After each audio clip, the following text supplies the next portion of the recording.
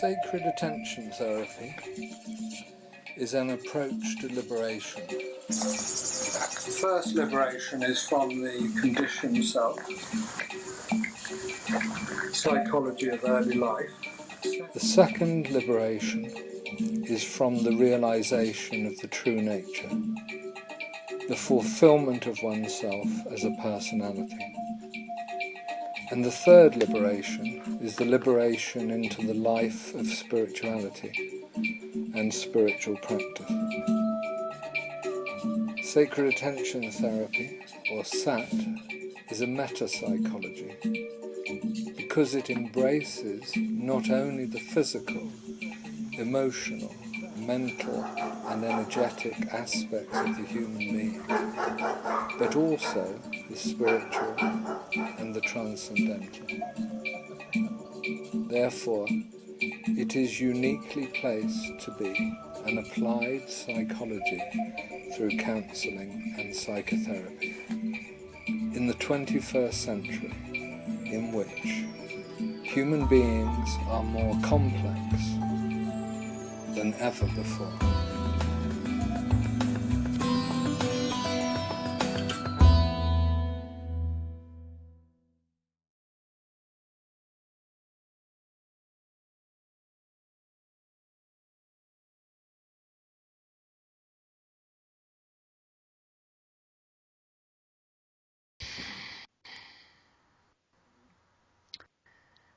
Welcome to the sixth in a series of online interviews with Richard Harvey.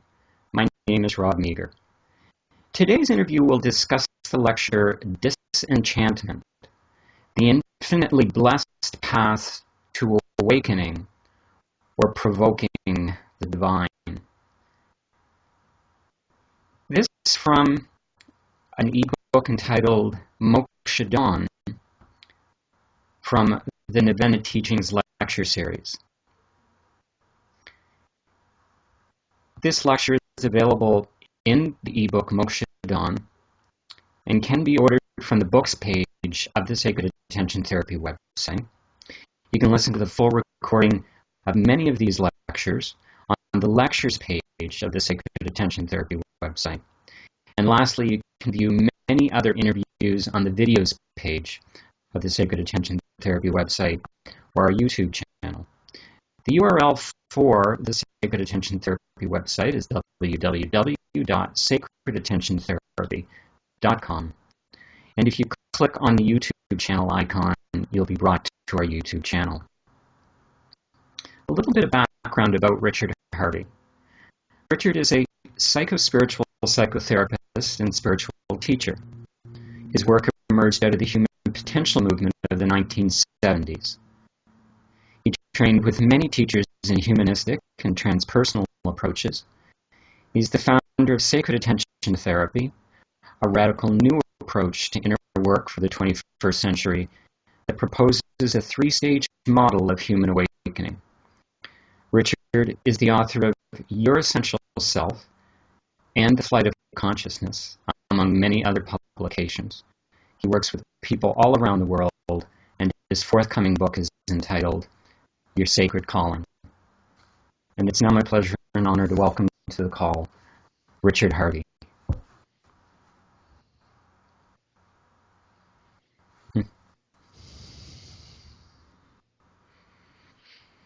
Thank you, Robert. Good day, good sir.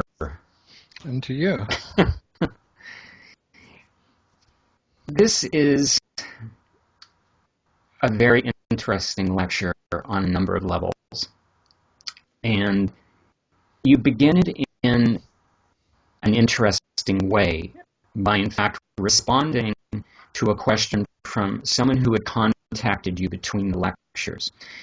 And I want to begin with this question because not only is it a very important question, but I think it is connected with the heart of this discussion around disenchantment. And I'm going to ask Richard for your patience as I read this passage because it's longer than normal, but I'm reading it primarily for those people who will be listening and watching. The question was, quote, your views on the guru function, the spiritual teacher, and your inflexibility on this subject seem too fixed. Surely you can be spiritual, lead a spiritual life, and achieve levels of spiritual attainment without a guru or a spiritual teacher. What about Krishnamurti, who advised rejecting the spiritual master? Or Alan Watts, who famously refused the Zen monk's offer to teach him with the words, quote, "Tell me who was Buddha's teacher," end quote. Now, Richard, you responded in part, and I emphasize in part, to that question with the following. And again, it goes on for about a page from the manuscript, so I'm going to ask you to bear with me. This is how you responded to that question. This question, or the question, is, do we want to get out of the drama? Do we want reality? Do we want wisdom? Do we want compassion? Do we really want enlightenment? If your answer to these questions is yes, then you must have a spiritual teacher. The very few who have not had a teacher are exceptional, extremely rare. You see, the ego orients you to the known. You know who you are, you know who the other is, and you have opinions and views about the mystery, the world around you. The unknown is just waiting to be conquered by the mind from the ego's point of view. It is the same superiority and arrogance that sent Christian missionaries into non-Christian countries. Just imagine the hell the ego aspires to as it creates a world for you to live in, a world of thoughts, a world of no risk, no danger, a world in which everyone is known. In contrast, the spiritual mind, which is the heart mind, feels the world, is open to the world, lives gratefully in the impenetrable mystery, and more than that, knows that you cannot truly explain or know anything at all. You and I are essentially ignorant. And the spiritual heart mind is very intelligent about this. It is satisfied with this ignorance because it knows that this ignorance is divine and wise. Now there comes a time in the development of this wise ignorance when you have nowhere to stand and the earth shakes quite literally beneath your feet. Then if you don't have a spiritual teacher, you hold on to anything you can. The spiritual teacher will bring you to this place of terror, uncertainty, and even doubt. The quality of your relationship to the spiritual teacher is tested at this time, and if it is strong, you go through this dark night using that strength. Just 2 more paragraphs I want to recite. Without a teacher, you are playing or dabbling to a greater or lesser extent. Dabbling is all right. It is good fun to dabble in some pursuit. However, if you feel the call of the heart, if you experience the impulse toward enlightenment, if you hear the philosopho and it stirs your soul and demands a response from your passion, then you face an ascent, a climb. Even climbing a mountain in the physical world takes preparation. Precautions must be taken. You must be equipped and ready. The spiritual mountain is a similar climb. Your equipment is the teaching. Your team is the community of like-minded, supportive souls steeped in the Spirit, and your absolute necessity is the teacher who guides you safely up the mountain. And what I wanted to ask, and thank you for letting me share that passage, is what is the seeker not going to learn on their own that they will learn from the teacher?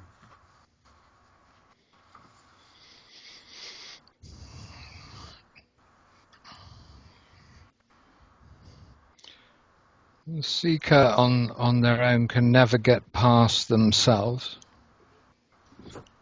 The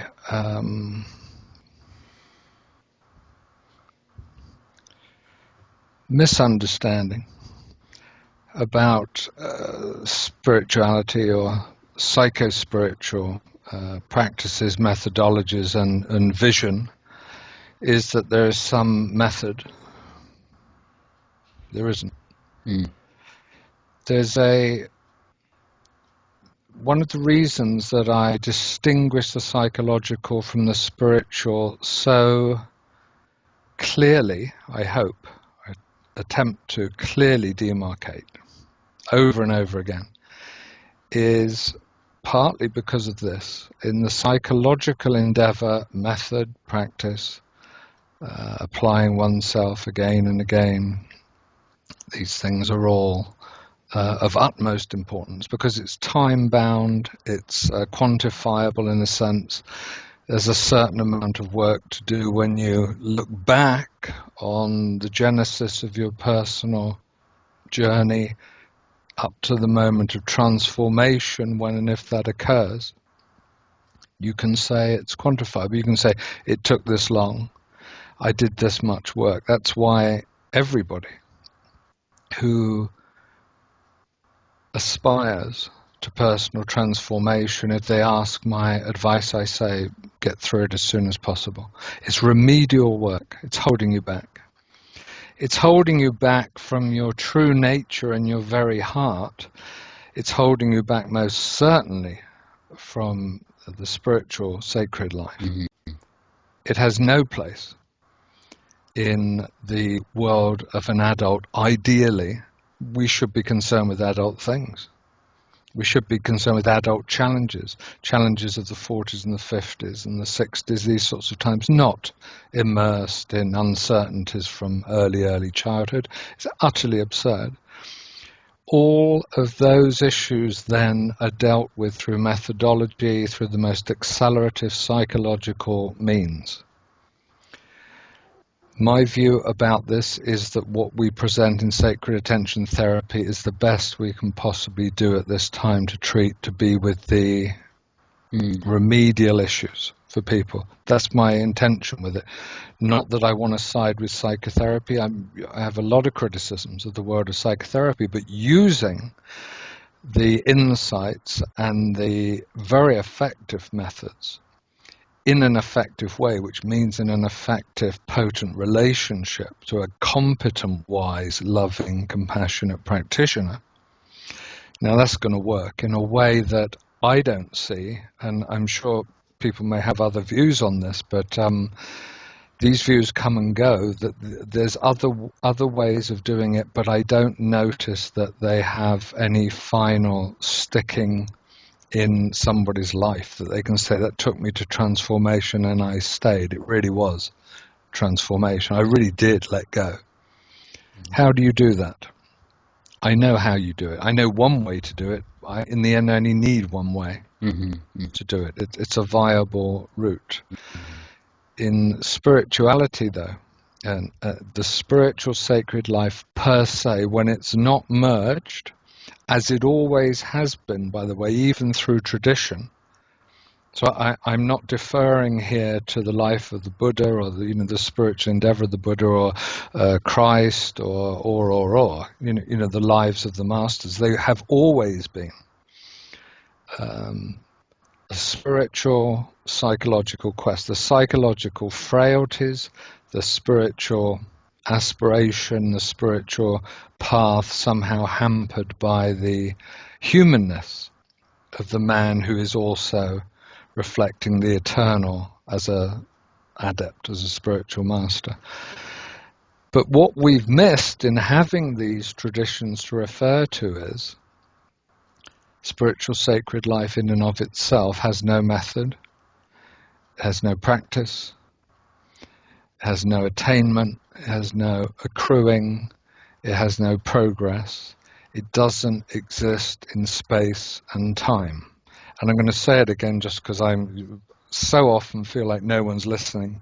Spirituality does not exist in space and time. It's reflected into space and time. Mm-hmm. But it's not that you can take a cake and you can put it in front of a mirror and you can take a photograph of that. Now eat it. You see, you have to eat the cake, not the photograph cake and not the reflection of the cake in the mirror. You can't eat it. You can't eat the image of the thing. You can't eat the reflection of the thing. Mm-hmm. Mm-hmm. And this is the relationship of spirituality to this realm of sadness and death. That's how it works. And if you try, and again, this is something that surely we all know that we're all missing to attain spiritual enlightenment or illumination, spiritual wisdom. If you try and reach through to the eternal or occupy infinity, you yourself will get further and further away the more you do. It requires no effort, no trying. You have to stop what you're doing completely. Thought is less than no help, and you have to realize that the state which you're trying to attain is not only here now, but it's given, it's offered, it's absolutely effortless to attain. And it's as ridiculous as saying, I'm going to try and keep my nose on my face. It's just utterly absurd. Your nose is on your face. You can't see it, but it's there. So, stillness, quiet, stop thinking, stop doing, stop practicing, stop trying to do anything to attain the spiritual. Now, to do that on your own, in other words, to get past yourself, which is the image of the eye or the photograph of the reflection in the mirror, this ego eye, which you can't eat and wouldn't want to anyway, it is to get past that. The teacher reminds you constantly of the most simple thing, usually just in the being state. Until you meet someone in the being state, it's just something in a book to you, or it's a word, or it's a misunderstanding, or you can't conceive of it anyway. So only when you meet somebody in the being state, you go, oh, that's it. I didn't know. It's like a flower you've never smelt before. It's like, I remember seeing trees in Australia I'd never seen before, paper trees and weird things. And you go, oh, I didn't know. I didn't know there's animals and trees like you have in Australia because I'd never been there before. Well, this is totally new. But then there they are. And now I know you can pull paper off the bark of trees and write on it. I mean, amazing. Can't do that in Europe. In the same way, you meet somebody, the heart is drawn overwhelmingly towards. Don't look for this being. They're already there. It's that illogical. And recognize, feel through your heart that being. You go, that's what I really want. Without that person, no chance of getting past yourself. Does that answer the question? Very much so. But I want to use how you've ended it off as a springboard into another question. And what I'm hearing in part is, for as long as the student does engage themselves in the mind, in the trying and the doing to achieve, they may experience disenchantment. Those are my words, not yours, Richard. Using it as a foyer to dive into the meat of the teachings with the following sharing. And again, there's 4 paragraphs here, and I'm reading them primarily for those who are listening and watching. You share at the heart of this lecture the despair that follows disillusionment or disenchantment, and which may lead to suicide, may be attributed to a mental disorder like depression, bipolar, schizophrenia, alcoholism, or drug abuse, financial difficulties, or troubles with interpersonal relationships.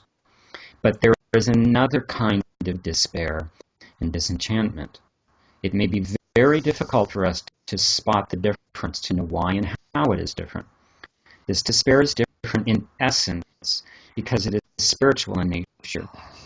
It is also sane, supremely sane, and in the life of spiritual seekers, those who are in search of themselves, this despair, this disillusionment, and this disenchantment with life signifies a threshold, a spiritual transformation, a movement through the veils. It is a final step in your liberation from the chains, from the bindings of world and your attachments to it.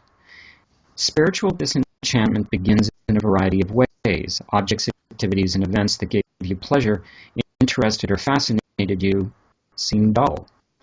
You feel less enthusiastic about pursuits that previously entertained or enthused you.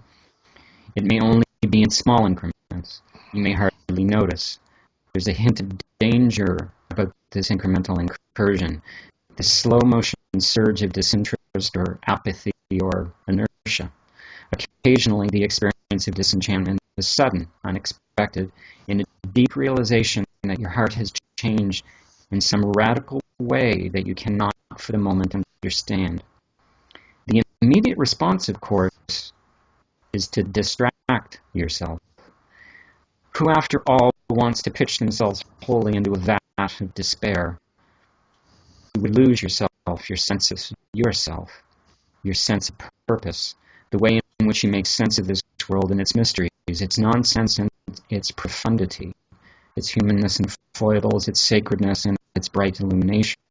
Now, the first thought is, whoa, let's get back on top of this.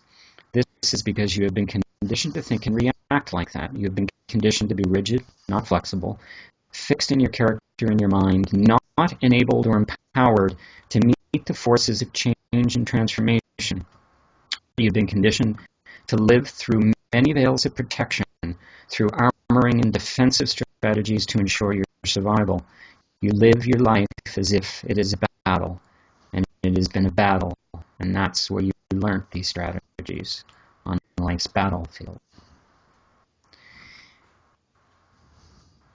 What I wanted to invite some sharing with you, Richard, is I've observed this other kind of despair and disenchantment all too often, the spiritual despair and disenchantment you speak of.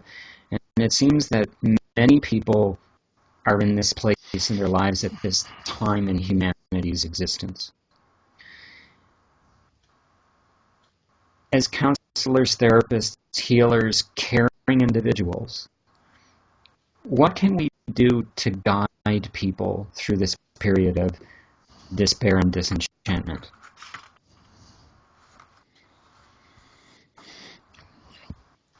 You stand in a position that when somebody comes to you who may otherwise be diagnosed with a mental disorder or medicated or taken to an institution, you can present a further option.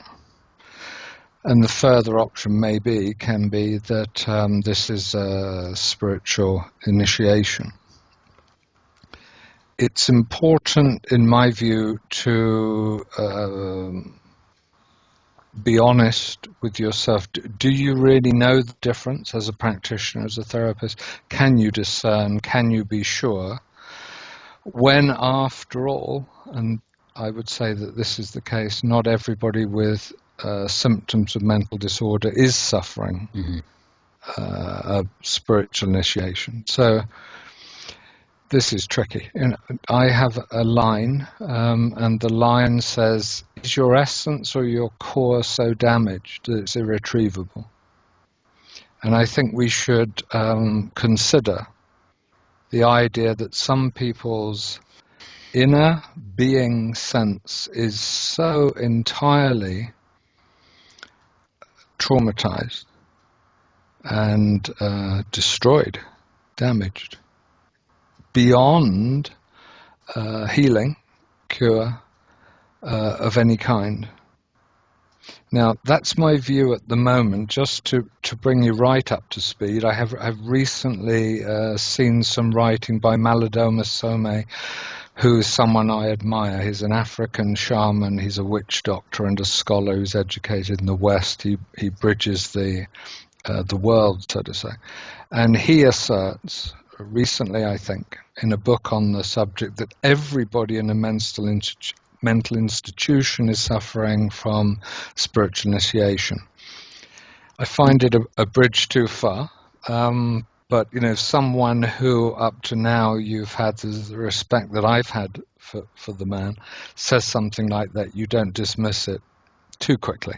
Mm-hmm. My experience has not been that. My experience is that some people are suffering such extremes of mental turmoil that to consider it a spiritual initiation is merely naive. I certainly don't have the ability with certain people to revision or to heal in a way that will return that person to the world in some way through a spiritual emergence. So therefore I say look for a line of damage. If you're convinced that the core essence of the person remains whole, and it does through extraordinary levels of damage, very often remain whole, then that's retrievable. There can be no doubt. I have no doubt that's retrievable if it's whole. If the core essence is whole, however much the damage around it, that can be retrieved. And the spiritual emergence coincides with the symptoms of mental disorder in that they are really so similar that the next point of call is what is the person choosing? And you present a different vision of what's happening to him, another possibility, if you will, or an opportunity. And you help them to see they can choose mental illness as an interpretation of events, or spiritual emergence as an interpretation of events. It begins as an interpretation. You bring that choice back to them. I support people in medication or institutionalization if they choose it. I'm not there to say, hey, I don't consider it. That's beyond my responsibility. You should emerge spiritually, don't take the pills or something. I support them either way. No judgment, no clinging, no criticism. If and when they take the opportunity to reinterpret and choose the initiation of the spirit, then of course we're in business as psychospiritual therapists. We kind of know what we're doing, except for the person suffering powerful symptoms of mental disorder is going through a spiritual crisis, will of necessity ask a lot of the therapist guide at that point, because these are not people who are junior in the spiritual world, shall we say. They're invariably people with a great capacity and possibly even a significant destiny in terms of teaching. It's interesting you share what you do in the way that you did, and I'm referring to drawing the line, and the line being is the core of the soul so damaged that they can't be brought back. What experience I have had in sharing the presence of people in institutions is more than half of the people I have seen. What my heart told me is they really don't need to be there. There is this, to use the word as you use, this spiritual emergence happening. They just think that, or the system has placed them within the framework and the boundaries of this institutional setting because they have nowhere else to place them. I'm also reminded to mirror perhaps some of the sharing that this recent colleague or researcher you've come upon is a book that you invited me to read, and I'm still working my way through it. It's an autobiography of sorts by Mary Barnes, and it's the two accounts of Journey Through Madness, I believe is the title of the book. And it's her portrayal of her healing journey through, I think it's schizophrenia, as well as the therapist working with her, has some inclusion in the book, speaking from his perspective. And it makes me wonder if, in fact, there is no line. I understand what you're sharing, and I certainly respect it, and I take it on its merits. I wonder if there is a line. can there can a person be so fractured at their core that they can't be brought back? And I just ask, I don't know. See, Mary was different, and she lived in a world of conformism, and luckily she had R.D. Laing and the place where, for the first time, almost certainly, and the last time, because it wasn't something that could be maintained. She was able to go through what was expressed and understood to be schizophrenia, and therefore unhealable, with 24-hour care by some very sensitive people. But if you look at her life afterwards, and I've written a little on this here and there, she was always way out there. What she actually did was she found a way to express it through art and lecture tours, and her life was immensely creative. Personally, I would prefer a world where we had a much broader sense of the possibilities of conformism, so to speak. Can I just correct something that you said? You said back along that it was the institution that commits these people who shouldn't be there, or perhaps you said the society. I think it's true, but I think what's more true, and I think what we should really bear in mind, is it's us. You do it, I do it. We do it because if you look deeply into your psyche, certainly in the later stages of the process of self-discovery, you're left only with, and this is what's holding you back, the dark, murky, dank corners of the psyche in which you will find the orphans of your soul. The orphans of your soul are the parts of you, the possibilities, the creatures, the monsters, the disenfranchised, the marginalized parts that you, and not that one.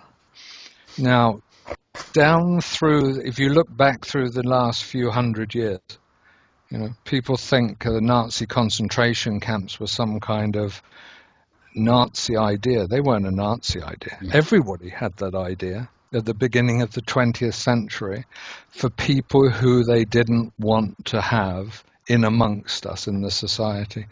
So society does it, but it only does it because we're already doing it in our minds. Your responsibility, mine, everybody who's listening to this, is to look deeply into your heart, mind, and find the dark, dank corners and see who's there. And you might say, well, he deserves it, she deserves to be. It deserves, you don't want that out here. I don't care. You bring it forth. You forgive it. You embrace it. You love it, because only through loving will healing ever take place in the individual. And only when that healing takes place in the individual is there going to be any change in the society itself. So I want to make the very pertinent point, and very pertinent at this time, when there is, as no one can fail to notice, a massive witch hunt. Who did what to who, not just now, 10 years ago, 20 years ago, 50 years ago. It's this time is the time of punishment, betrayal, lack of forgiveness. And we really think if we can hunt down all these people and put them in jail or execute them or whatever it is, something's going to happen. Nothing's going to happen unless you do it with love. And you do it with love, firstly, in here, in the body, mind, in your own heart. Bring forth all those beings who you have marginalized inside yourself and love them and heal. An impassioned sharing today, Richard, and we could go on for another half hour easily with this lecture. I'll invite those who are listening to do enjoy this lecture that's as part of the Novena teachings, that's in the ebook Moksha Dawn because there's much more in this lecture that is worth reading. And when we come together the next time, this is one of my favorites coming up. Love. Which is Love. oh, Love, and the subtitle, The Eternal Moment and the Presence. Love, the eternal moment and the presence. And I look forward to being with you to discuss that lecture the next time, Richard. Thank you. me too. Thank you, Robert. Take good care. Bye-bye. Bye-bye.